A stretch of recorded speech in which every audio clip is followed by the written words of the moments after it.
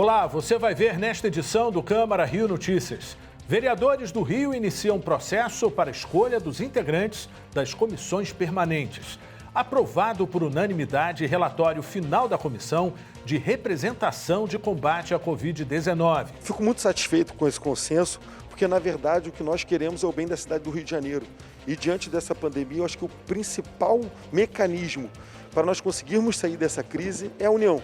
E avião desembarca no Rio com 2 milhões de doses da vacina contra o coronavírus. Não saia daí, a gente volta já.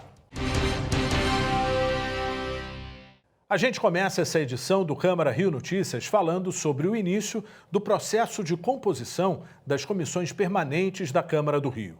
O repórter Renato Chapot acompanhou a sessão ordinária dessa terça-feira. A sessão começou com uma homenagem ao ex-vereador Fernando William, que morreu em janeiro desse ano de Covid-19. Os parlamentares aprovaram a resolução da mesa diretora que dá o nome dele à Divisão de Saúde da Câmara de Vereadores do Rio. Fernando William também era cardiologista. Depois, o plenário aprovou uma série de requerimentos de entrega da medalha Pedro Ernesto, a maior honraria da Câmara dos Vereadores. Os parlamentares iniciaram nesta terça-feira a discussão sobre a criação das 26 comissões permanentes do Legislativo Carioca. No grande expediente, entre os temas discutidos estavam o atraso da vacinação contra o novo coronavírus, a linha amarela e o pagamento do 13º dos servidores municipais.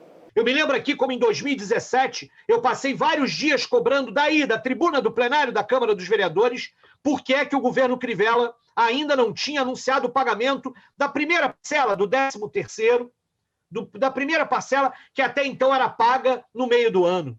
E o governo Crivella de bico calado, até que de repente o seu líder do governo, então o vereador Paulo Messina, teve que revelar aí na Câmara de Vereadores que o governo não ia pagar mais a primeira parcela em julho. Ali começava a retirada do direito do 13º dos servidores públicos. Uma gestão desastrosa do prefeito Marcelo Crivella fez com que salários e 13º estivessem ameaçados ano após ano e que, ao final, no seu último ano de gestão, o 13º não tenha sido pago para todos os servidores, apenas para uma parcela deles. O vereador Jorge Felipe, quando assumiu a prefeitura por algum tempo, por um tempo muito curto, uma semana, duas, ainda conseguiu fazer com que alguns servidores recebessem o 13º salário. Mas até agora, vários deles seguem sem uma resposta da prefeitura. E aqui eu quero começar hoje algo que fiz durante 4 anos. Eduardo Paes não pode se esconder atrás do discurso da crise do seu antecessor. É a obrigação desta prefeitura apresentar uma resposta para os servidores que têm o direito de receber o 13º. O vereador Pedro Duarte defendeu o modelo de creches conveniadas e cobrou os pagamentos atrasados. Ontem nós vimos uma matéria que saiu no Extra dizendo que essa semana vai sair, enfim, vai sair o pagamento, o primeiro pagamento depois de muitos meses das creches conveniadas. E eu queria aqui, desde já, parabenizar o secretário Renan Ferreirinha, que tem corrido bastante atrás disso, sempre atende meus telefonemas, recebe a associação, recebe as creches, e tendo a dificuldade que ele tem, mas eu gostaria de fazer uma crítica muito dura à prefeitura como um todo, e aí cabe à prefeitura dizer quem está sendo responsável por esses atrasos ou por essa dificuldade de pagamento, pelo seguinte, presidente, vereadora Tânia, o pagamento está sendo anunciado, ou agora, estamos no final de fevereiro, dia 23 de fevereiro, a prefeitura está se vangloriando de pagar janeiro, o mês que já passou.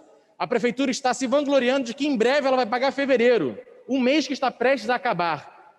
Para um setor de creches conveniadas que em breve vai voltar às aulas e que não recebem desde setembro, desde outubro, com salários atrasados, com estrutura, que eles estão fazendo o melhor para manter em dia, mas mesmo sem receber o dinheiro desse convênio.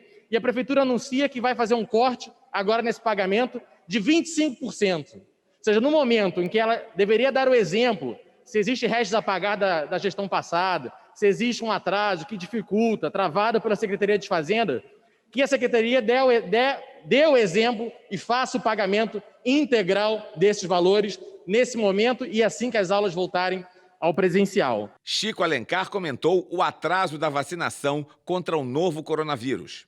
Outra questão candente da hora é a vacinação.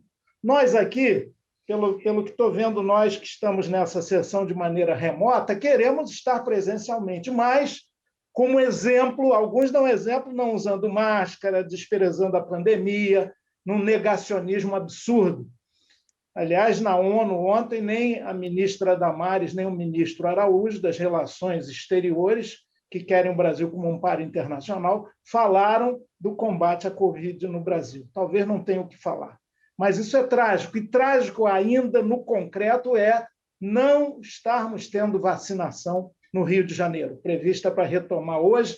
Não tem informações de que retomou hoje, como previsto, o vereador Paulo Pinheiro, mas nós estamos cobrando a retomada dessa vacinação. Cada dia que passa sem vacinação, é mais gente morrendo, é mais gente adoecendo, a enfermidade pode ser grave e teremos mais óbitos. Isso é uma tragédia, a gente não pode assistir passivamente e achar que é normal no país que tinha o melhor plano de imunização. Verônica Costa defendeu a saída da concessionária que administra a linha amarela. E esse recado agora é para o Rio de Janeiro. Acabou a covardia. A Lanza vai sair. Em 2008, batalhei para a retirada da cobrança dupla do pedágio. O prefeito já anunciou uma nova licitação.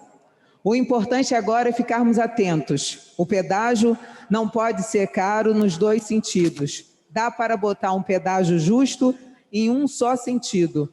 Desde o meu primeiro mandato, há 20 anos, venho denunciando a Lanza por falta de transparências e indícios de superfaturamento. A linha amarela é do povo. Estamos juntos nessa batalha. Sou de luta e estou na rua. Lanza, até nunca mais. Márcio Santos criticou o transporte nas zonas Oeste e Norte. Eu insisto em dizer que o problema não pode ser o olhar da Secretaria de Transporte, não pode ficar somente no olhar dos BRTs. As comunidades do Rio de Janeiro, da Zona Oeste, da Zona Norte, sofrem o tempo todo com problema de transporte. Na minha Vila Aliança, por exemplo, nós tínhamos uma linha de ônibus, que era o 389, que funcionava diariamente.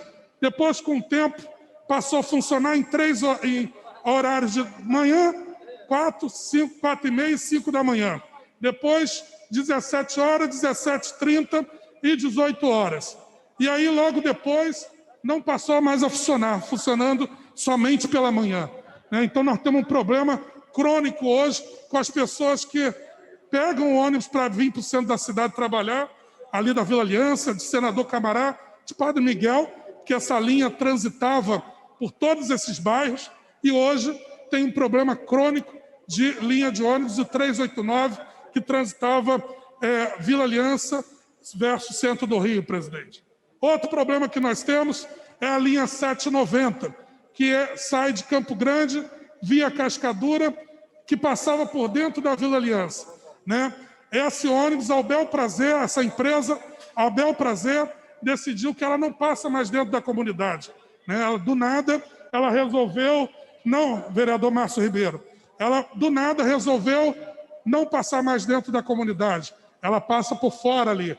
Doutor Marcos Paulo alertou para a morte de animais silvestres no estado. Um grupo televisivo fez uma grande reportagem mostrando que no Centro de Triagem de Animais do IBAMA, aqui no estado do Rio de Janeiro, mais de 600 animais silvestres morreram nos últimos 4 meses. Esse Centro de Triagem de Animais do IBAMA do Rio de Janeiro é vinculado ao Ministério do Meio Ambiente, e o que traz muita preocupação e indignação a todos nós é que os animais que lá estavam e que morreram nesses últimos 4 meses já eram vítimas de tráfico de animais silvestres, eram vítimas de maus tratos e em operações do poder público. Esses animais eram levados para o centro de triagem e que, por falta de zelo, falta de cuidado do Ministério do Meio Ambiente, esses animais morreram. Lá existiam mais de 1.200 aves, macacos e animais silvestres de todas as espécies e que, por falta de tratadores, esses animais morreram. Doutor Rogério Amorim criticou o valor do estacionamento na Lagoa Rodrigo de Freitas. Quem é frequentador da cidade do Rio de Janeiro e frequenta a área de lazer no entorno da Lagoa Rodrigo de Freitas, como grande parte da cidade do Rio de Janeiro, vai ali aos finais de semana, no Parque dos Patins e etc. Nos últimos 2 anos, para ser mais exato, viu a mudança do estacionamento do local. Antes era gerido pela prefeitura no sistema de vaga certa, num custo de R$2 a período único, que depois passou para 3, e sem nenhum tipo de explicação, sem nenhum maior detalhamento, o estacionamento ali foi entregue a uma empresa privada que passou a cobrar valores exorbitantes pelo mesmo. Atualmente, para ficar 2 horas ali, presidente, nós pagamos em torno ali de R$18, quando antes pagávamos 2, 3. Isso não sou contra, pelo contrário, eu sou um entusiasta da parceria público-privada. Eu acho que é a solução para muitos problemas da cidade do Rio de Janeiro, mas desde que ela seja feita de uma maneira correta, transparente e que traga benefícios para a população. César Maia falou sobre a revitalização do centro do Rio. Esse projeto de lei, tratando da revitalização do centro da cidade, nós temos que acompanhá-lo com muita atenção e muito cuidado. Porque lembro que a primeira PAC do Rio de Janeiro foi exatamente o corredor cultural do centro da cidade. O corredor cultural não pode ser atingido, aliás, como nenhuma das APACs.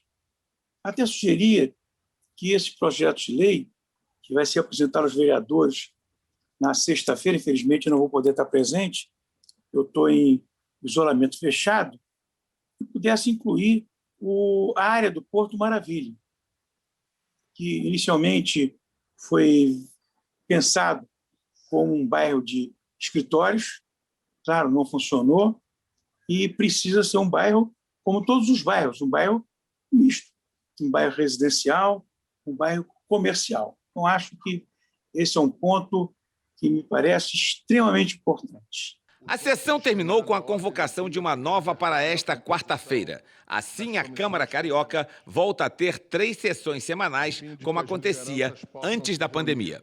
A Comissão de Representação de Combate à Covid-19 realizou uma reunião para a apresentação do relatório final.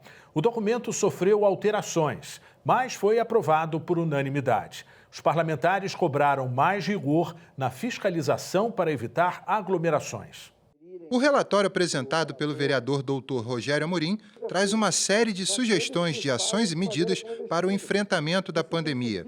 Entre os principais pontos, a necessidade de vacinação em massa, reforço na atenção primária de saúde e atuação do poder público contra o desmonte da estrutura da rede de atenção psicossocial. O relator também fez críticas ao atraso na compra de vacinas pelo governo federal e à falta de sincronia entre as 3 esferas de governo no gerenciamento do Sistema Único de Saúde. Segundo o documento, o Rio é a capital com a mais alta letalidade da Covid-19 no país, 248 óbitos por 100 mil habitantes. O Rio de Janeiro tem sido a cidade com o pior cenário epidemiológico do Brasil. De todas as capitais brasileiras, nenhuma teve a mortalidade tão alta como apresentada em nosso município. 248 vidas perdidas por 100 mil habitantes. A título de comparação, a média registrada no país, que já não é pequena, é de 100 óbitos por 100 mil habitantes, mostrando um grave problema assistencial, como também uma dificuldade grande em conter a disseminação do novo vírus. Por sugestão dos integrantes da comissão, o relatório final sofreu algumas alterações em pontos que tratam do controle de aglomerações e de políticas de prevenção à Covid-19. Os vereadores Paulo Pinheiro e Dr. Marcos Paulo apresentaram requerimento em conjunto para incluir no texto final a necessidade de ações mais contundentes de fiscalização de aglomerações e de controle de lotação nos transportes públicos. A gente vê no noticiário todo dia festas acontecendo em toda a cidade, as pessoas se aglomerando nas ruas, o transporte público é um problema muito sério e que a prefeitura anterior e essa não está conseguindo resolver. O número de ônibus continua insuficiente perante o quantitativo de trabalhadores que todo dia tem que sair para trabalhar e voltar à noite para as suas casas. Já a vereadora Tereza Berger acredita que a flexibilização de serviços não essenciais deve ser revista pela Prefeitura e sugeriu a revisão do horário de funcionamento de bares e restaurantes. Acho que tem que ser revisto isso, sim. Eu acho que é importante saber voltar atrás, não vejo nenhum problema nisso. Haja vista o que acontece na nossa cidade. Nós somos a cidade com o maior número de óbitos de todo o país. Então, realmente, conseguimos ultrapassar São Paulo, o que é muito grave. Então, acho que rever essa questão, acho fundamental, sim. A vereadora Tainá de Paula apoiou o maior controle das aglomerações e o aumento na oferta de transporte público e sugeriu a inclusão de protocolos para a contenção da Covid-19 nas favelas. Tendo em vista o alto teor de transmissibilidade, as altas taxas de Campo Grande e diversas favelas aglomeradas da cidade. Acho que cabe nós colocarmos aí como sugestão um parágrafo que toque especificamente isso. Além das inclusões, os vereadores concordaram também em refazer um trecho do documento que fala da negociação entre prefeitura e iniciativa privada para a ocupação de leitos de Covid-19. No final, o relatório com as mudanças foi aprovado por unanimidade. O relator ficou satisfeito com o resultado e lembrou que a busca por soluções em um momento difícil para a cidade passa por cima de eventuais divergências políticas. Fico muito satisfeito com esse consenso, porque, na verdade, o que nós queremos é o bem da cidade do Rio de Janeiro. E, diante dessa pandemia, eu acho que o principal mecanismo para nós conseguirmos sair dessa crise é a união. É a união entre os diferentes setores da sociedade em prol do benefício do próprio povo, da cidade e do carioca. Então, me deixa muito feliz. Foram situações que nós colocamos no relatório que precisam ser fiscalizadas, que precisam ser modificadas, e a Casa entendeu dessa maneira. Para o presidente da comissão, o vereador João Ricardo, as conclusões do documento vão ajudar Prefeitura e Câmara do Rio na elaboração de políticas contra o avanço da Covid-19. A comissão, durante esse tempo, esteve muito próximo das ações do Poder Executivo com relação à Covid, né? Visitamos instituições, chamamos os envolvidos, atores envolvidos, e eu achei o relatório elaborado pelo vereador Rogério Amorim muito explicativo, muito rico em detalhes, e esse documento, então, vai servir de guia para as ações de fiscalização do Poder Executivo. Nós vamos divulgar isso, e eu achei muito produtivo, né? Até porque é o que se vive hoje. Então, eu acho que a distribuição desse documento vai nortear os vereadores e incentivar a participação deles nesse processo que é de todos. Agora vamos falar sobre educação. Termina nesta quarta-feira o prazo para que candidatos pré-selecionados na segunda chamada do ProUni compareçam às instituições de ensino para confirmar as informações declaradas na inscrição e para fazer a matrícula no primeiro semestre deste ano. O programa oferece mais de 160 mil bolsas para 13.117 cursos em mais de 1.000 instituições em todo o país. E você vai ver no próximo bloco. Avião chega ao Rio com 2 milhões de doses de vacina contra a Covid-19. Um avião com 2 milhões de doses da vacina de Oxford pousou nesta terça-feira no Rio de Janeiro. A aeronave chegou ao aeroporto do Galeão pouco antes do meio-dia. As caixas foram transportadas para a sede da Fiocruz, onde os imunizantes terão os frascos etiquetados e a temperatura conferida. A previsão é de que o lote com 2 milhões de doses prontas da vacina, produzida pela Universidade de Oxford, em parceria com a AstraZeneca, comece a ser distribuído para os estados nessa quarta-feira. Desse lote, 186 mil doses ficarão no Rio de Janeiro. O estado também receberá, esta semana, uma parte dos 3 milhões de doses da Coronavac, que serão entregues pelo Instituto Butantan, em São Paulo. Por falar em vacina, a Anvisa concedeu o registro definitivo à Pfizer. É a primeira vacina a obter o registro sanitário definitivo no país. Mas o imunizante ainda não está disponível no Brasil. 6 ex-funcionários do Bar Luiz decidiram se unir e abrir um novo estabelecimento gastronômico. Eles criaram o Bar Luiza, que se tornou um point na Tijuca. Depois de terem perdido o emprego e precisado recomeçar do zero, os ex-funcionários do Bar Luiz, no centro, com dinheiro emprestado, apoio e incentivo de antigos clientes, fundaram o Bar Luiza em 2019. O empreendimento na rua São Francisco Xavier, número 68, é um representante e, ao mesmo tempo, uma dissidência da antiga casa da Rua da Carioca, que está processando o restaurante por copiar seu antigo cardápio. O Emerson Coelho é o dono do Bar Luiza e hoje nos atende para contar um pouquinho dessa história. Quando houve o anúncio de que o Bar Luiz ia ser fechado, rolou toda uma mobilização entre os clientes, amigos, para evitar que isso acontecesse. E, de fato, o encerramento das atividades foi adiado. Depois disso, o que aconteceu? Bom, depois disso, houve uma quebra do acordo, né, entre a empresa, a proprietária da empresa, e os funcionários. Para simplificar, basicamente foi isso. Ou seja, no dia 6 de setembro, houve a decisão de adiar, mas essa decisão, que até agora ela não foi esclarecida, partiu de mim. A proprietária decidiu, de forma unilateral, tomar essa decisão. E eu fiz um pedido a ela de 7 dias. De 7 dias foi a 90 dias de adiamento, porque nem ela mesma acreditava nessa possibilidade. E essa possibilidade que foi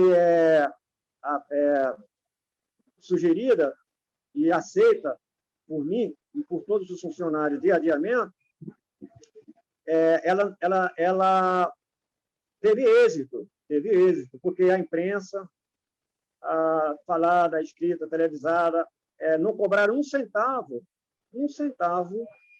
para que fosse divulgado a matéria do fechamento das portas de uma empresa centenária, né? E aí, por que isso? Eu pedia que fosse dado o crédito para que as pessoas que fossem clientes tivessem essa oportunidade de se despedir.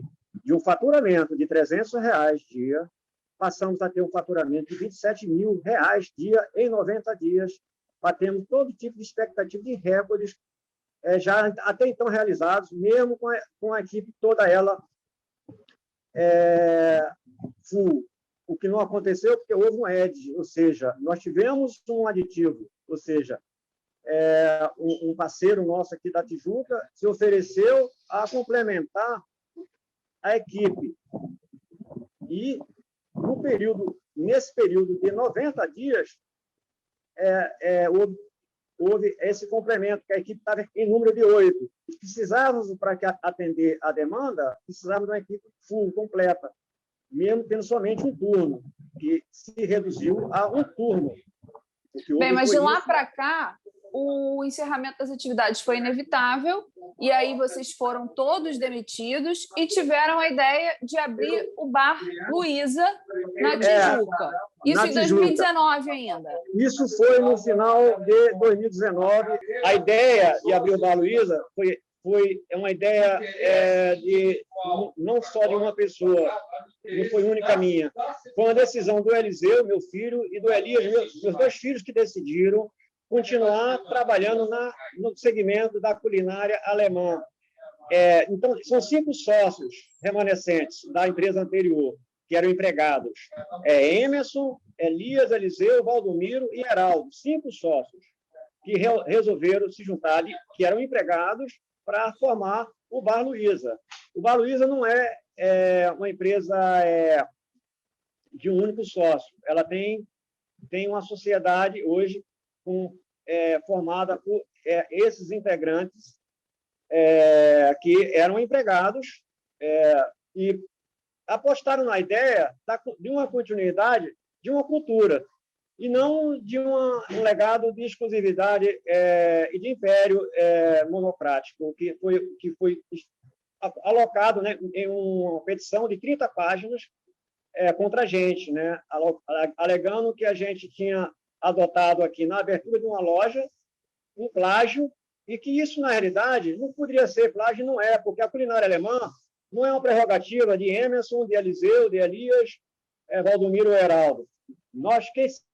Quem somos nós para realmente dizer que somos donos de uma cultura milenar, que é a cultura alemã? A cultura alemã, ela transcende a existência de Emerson, Elias, Eliseu e Heraldo e Valdomiro.